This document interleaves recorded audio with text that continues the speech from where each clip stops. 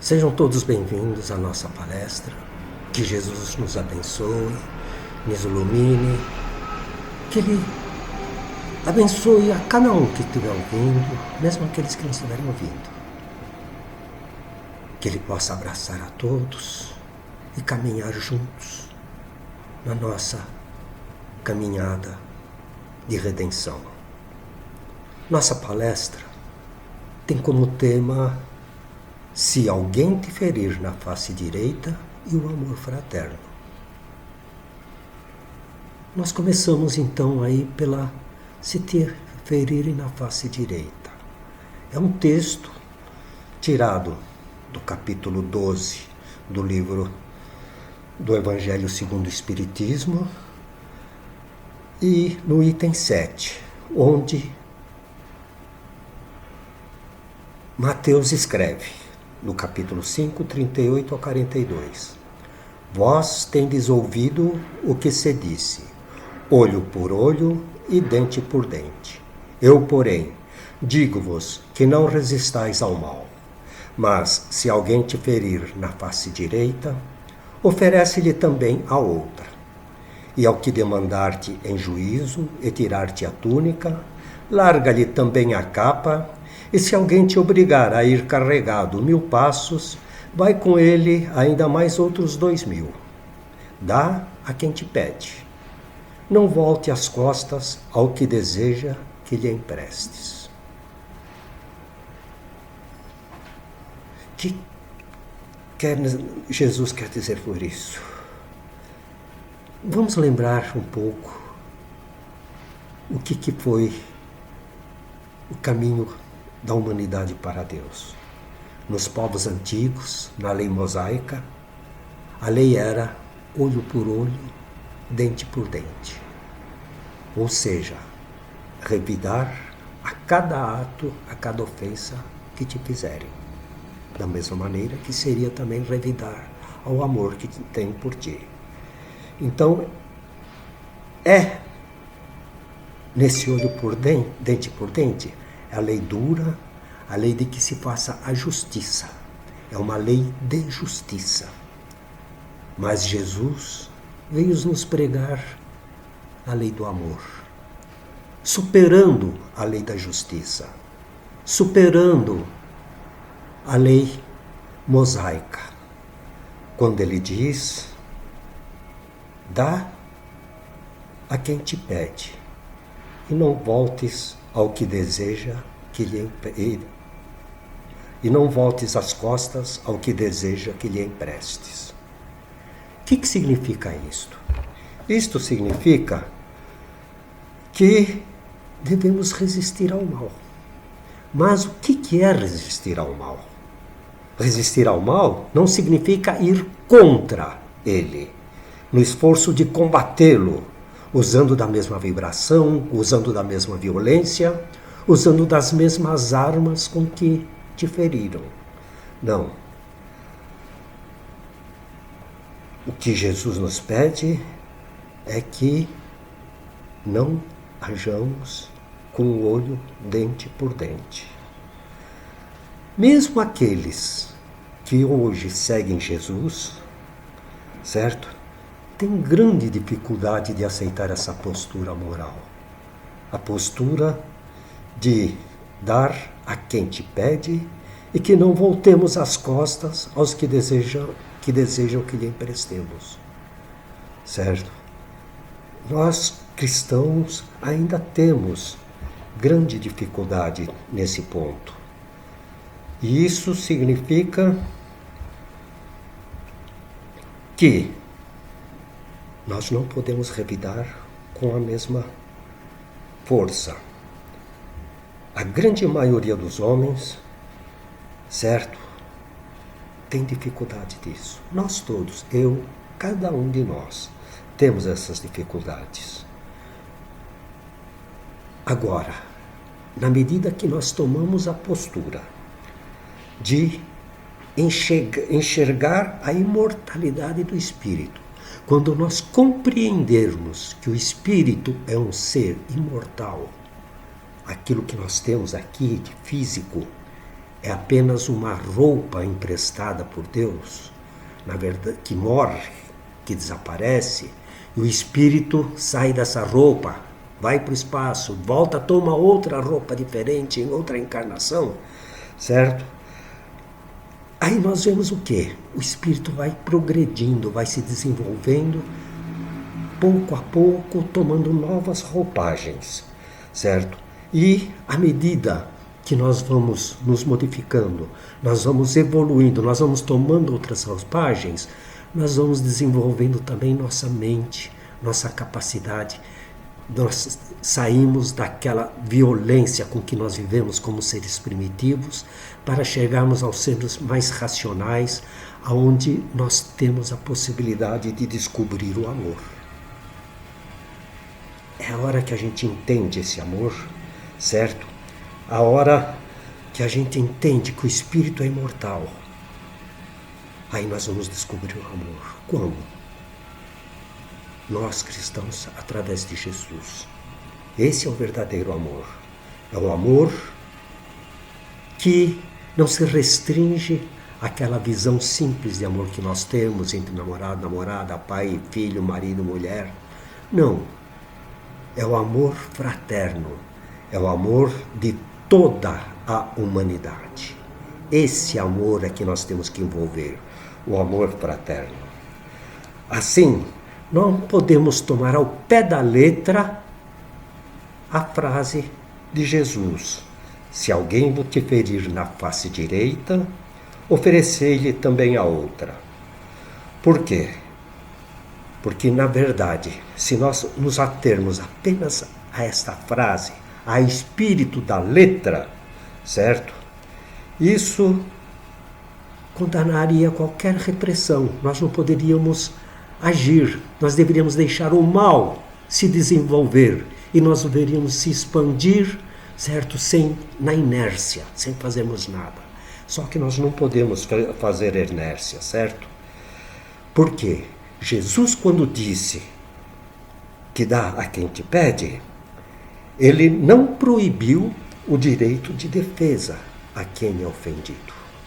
Ou seja, ele não disse para não nos defendermos, para nos entregarmos como cordeirinhos. Ele apenas disse, certo?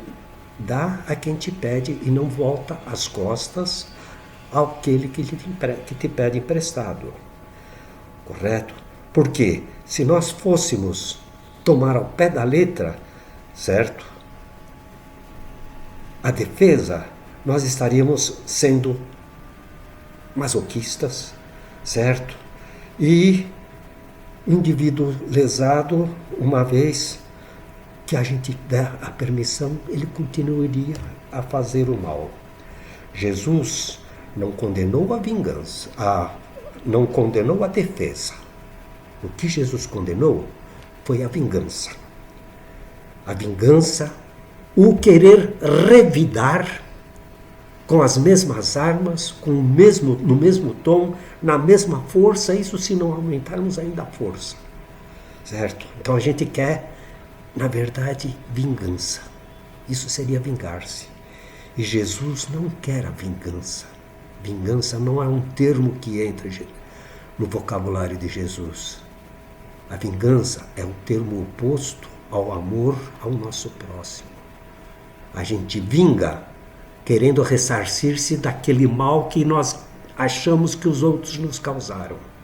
Jesus pede que sejamos mansos como cordeiros, certo? Mas, sim, defendendo. Por quê? A vingança, ela vai nos igualar ao opressor. Ela vai alimentar o ódio, vai nos enredar, nos arrastar a um conflito, certo? E, com isso, nós perderemos as ocasiões que nós temos de posturas, de fazer uma postura boa perante nossos irmãos. E nós perdemos a postura que Jesus nos indicou: amai-vos uns aos outros. Quando a gente suporta a injustiça, as perseguições, sem o revide da vingança, vamos entender bem, sem querer revidar-nos, nós estaremos fazendo o quê? Nós estaremos fortalecendo nosso ser, nós estaremos nos fortalecendo através do exercício da humildade. A humildade é o que nós temos que aprender. Então, uma condição para nós não revidarmos, uma condição para nós seguirmos o Cristo como cordeiros mansos, certo? Essa condição é a gente ser humilde, é a humildade. A humildade é a base de nossa atitude. Nós temos que aprender a ser humildes. E isso é difícil. Nós sempre achamos que nós somos os tais.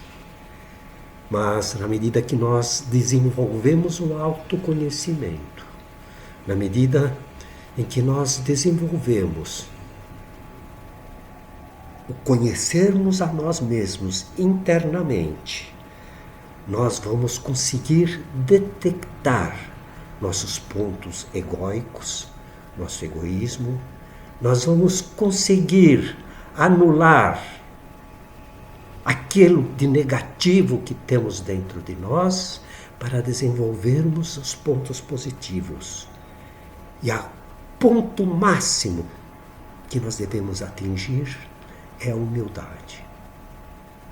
Basta a gente dar uma olhada na vida de Jesus.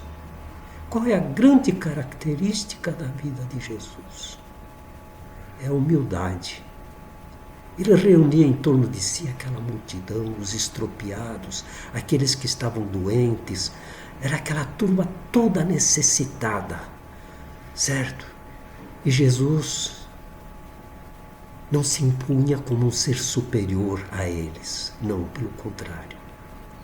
Ele era humilde, se igualava a eles. Sendo humilde, falando com amor, com generosidade, abraçando-os. As crianças, deixando que elas o envolvessem, ele não se incomodava, por mais cansado que ele estivesse. Esse era Jesus.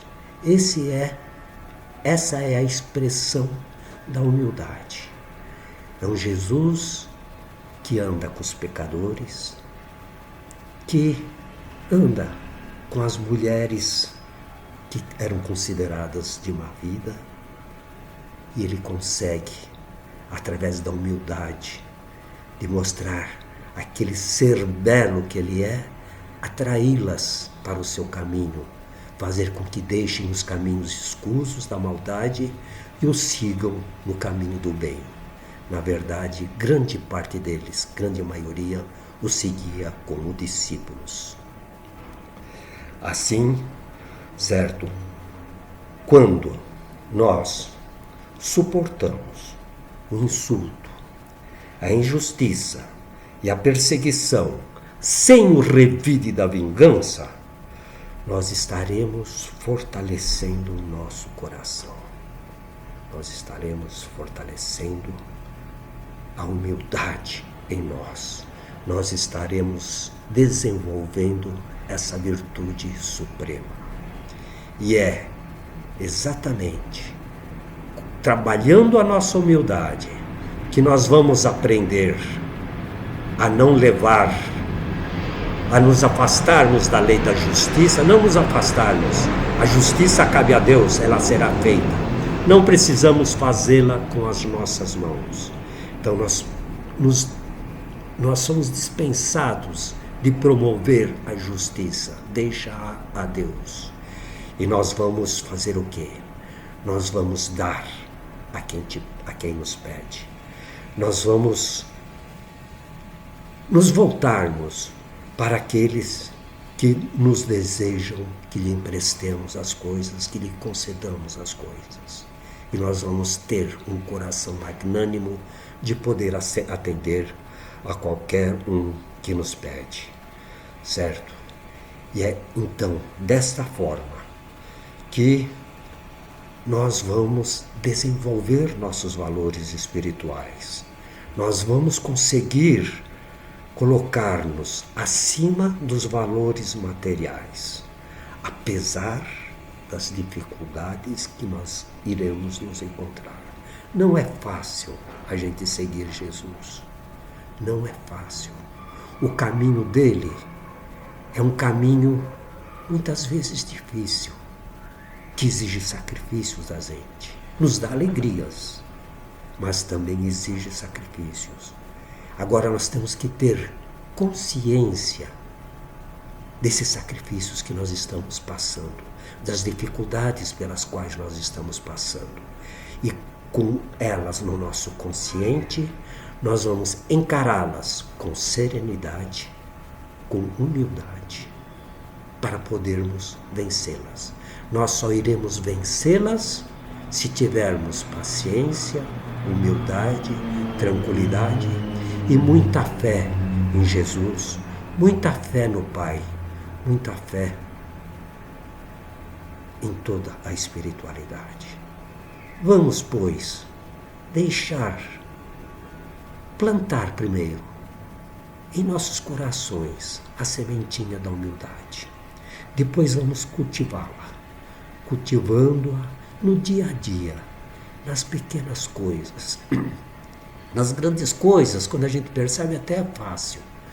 Mas a gente tem que tomar consciência, aí o autoconhecimento, consciência das pequenas coisas que ocorrem no nosso dia a dia. E nessas pequenas coisas, nós vamos ter que tomar posturas, ter decisões em frente a ela. E que nossas decisões sejam pautadas pela lei do amor, sejam pautadas pela humildade. Na medida que a gente é humilde, a gente reconhece que a gente é fraco ainda, a gente reconhece que nós temos muitos defeitos, a gente reconhece que devemos fazer um esforço grande para superá-los. A gente vai se fortalecer, a gente vai levar o coração de a Jesus. Vamos entregá-lo nas mãos dele e ele vai nos dar a força necessária para que consigamos superar todas essas dificuldades.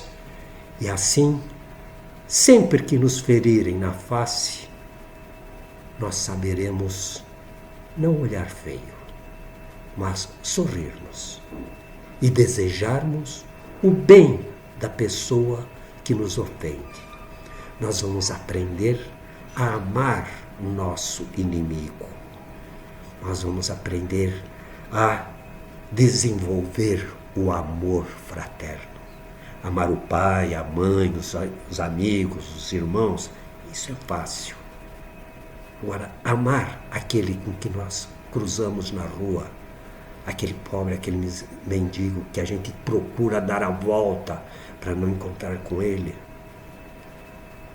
um sorriso, uma boa tarde, uma boa noite, um bom dia a ele, certo? Vai fazer bem ao nosso coração. Nós estaremos assim trabalhando o amor fraterno dentro de nós, que é o amor. O que é o amor fraterno? É o amor a toda a humanidade, inclui principalmente aos nossos inimigos. Nós temos que aprender a amá-lo. Nós não precisamos necessariamente ter afeto, não vamos confundir amor com afeto, certo? O que é dar amor? Dar amor é desejar o bem ao outro, é desejar o bem ao nosso próximo. É esse o amor que nós devemos dar. Amar nosso próximo como a nós mesmos, disse-nos Jesus.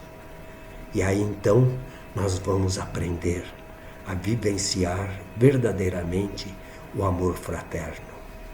Então, aqueles que nos atingem, eles poderão atingir nosso ser físico, machucar até, mas com certeza não atingirão nosso coração, porque nosso coração está preparado para receber as ofensas com serenidade, com tranquilidade, com o amor fraterno. Vamos desejar o bem àquele que nos faz o mal. Este é o caminho que nós devemos seguir. E assim, os tempos estão chegando. Eu vou fazer uma leitura aqui para nós, principalmente nós os espíritas, de um finalzinho de um texto, em que ele diz: são chegados os tempos em que nós devemos ser reconhecidos como cristãos. Reconhecidos como cristãos. Mediante as ações e os sentimentos fraternos, que denotam a diferença no trato com as pessoas e as dificuldades. Daí, é preciso que reflitamos sobre a forma como temos nos relacionado com os ensinos espíritas. O que quer dizer isso? Como nos relacionamos? Os ensinamentos espíritas apenas servem para aumentar a nossa cultura? Apenas ficam na nossa razão? Nós conseguimos trazer os ensinamentos espíritas para o nosso coração, transformá-los em afeto, transformá-los em amor fraterno. É isto que nós precisamos fazer, certo? Nós precisamos esmiuçar a mensagem cristã, mas não esmiuçá-la apenas mentalmente. Nós temos que esmiuçá-la através da vivência, através do nosso dia a dia, através das pequenas coisas que nós vamos enfrentando, que nós vamos criando, que nós vamos levando, carregando em nossa jornada. Jesus não nos convidou para a conformação diante dos insultos. Ele não pediu conformação. Conformar-se é aceitar passivamente, deixar a coisa correr. Não. Ele se pediu para nós serenidade de compreender a posição daquele que nos ofende. Quando nós recebemos ofensa, nós paramos para pensar: por que ele falou isso? Qual é o estado de espírito dele? Certo? Será que ele estaria num dia daqueles péssimos em que ele não costuma agredir e escapou essa agressão? Será que ele não está com problemas familiares? Que outros problemas, muitos outros, podem estar o envolvendo e que a gente não vê? Mas a gente tem que supor, imaginar, dar crédito a essa pessoa, porque ele é um filho de Deus. E saber que a maldade não é uma conduta perene, não é uma conduta para sempre do nosso coração. A maldade no nosso coração é passageira e nós poderemos superá-la. Assim, nós devemos, sim, avaliar nossos irmãos, certo? Quando nós nos relacionamos com ele, para não ofendê-lo, para não o magoarmos, para não o machucarmos, certo? Nós devemos procurar entendê-lo, que ele deve ter suas dores, e muitas vezes dores bem maiores do que as nossas. Por que será que ele está sofrendo? Por que ele está agressivo? Se a fé na vida futura e na justiça de Deus, que jamais deixa o mal impune, é a única que nos pode dar forças de suportar pacientemente os atentados aos nossos interesses e ao nosso amor próprio. Então, esta fé, certo, na vida futura, na justiça de Deus, nós devemos crer. Nós não temos que fazer justiças. Deus tem o seu tempo para executar a justiça. Aquele que dá, recebe na mesma intensidade, seja o bem ou seja o mal. A certeza na vida futura faz com que os acontecimentos e as situações desagradáveis ou as dores que nós temos sejam entendidos como obstáculos a serem vencidos. São provas.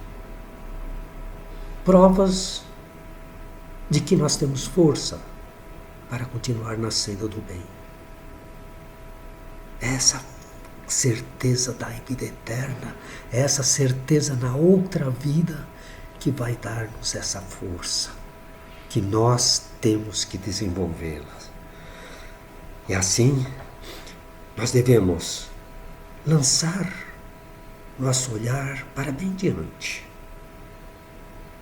E quanto mais nos elevarmos pelo pensamento acima da vida material, tanto menos nos magoarão as coisas da terra.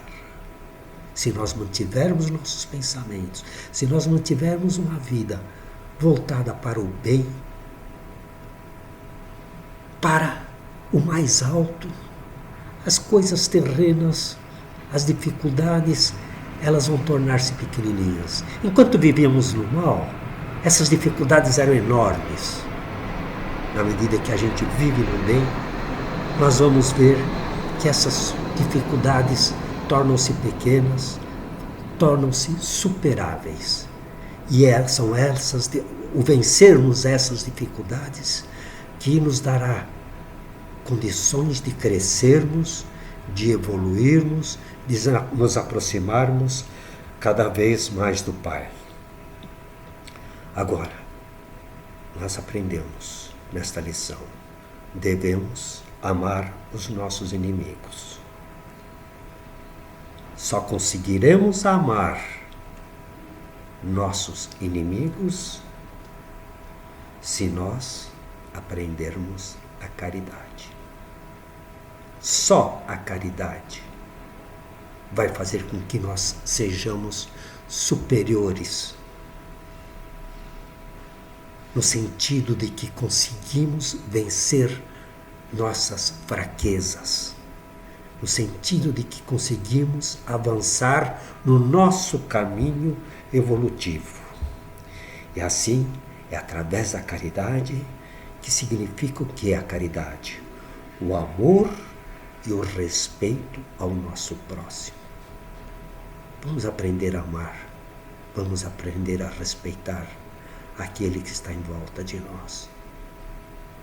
Inclusive, aqueles com quem muitas vezes temos dificuldades de nos relacionarmos. O apelo evangélico é este que nós vimos: amar aos outros. A fraternidade pura é o mais sublime dos sistemas de relações entre as almas. A fraternidade é o cume que nós vamos alcançar à medida que nós aprendamos a ser humildes. Eu disse lá atrás, a humildade é o que tem de mais elevado. E é essa humildade elevada que vai nos dar condições de nos relacionarmos com o nosso próximo, vendo neles um irmão, desenvolvendo em nós o amor fraterno. Que assim seja, com a graça de Deus. Vamos agradecer ao Pai estas reflexões. Vamos levá-las conosco, pensarmos um pouco sobre elas e procurar vivermos o melhor possível dentro daquilo que Jesus nos ensinou. Vamos deixar que o amor cresça em nós. Vamos deixar que o Cristo habite o nosso coração. Vamos aprender o amor fraterno. Aprender o amor que nos leva aos cumes da perfeição. Que assim seja, com a graça de Deus.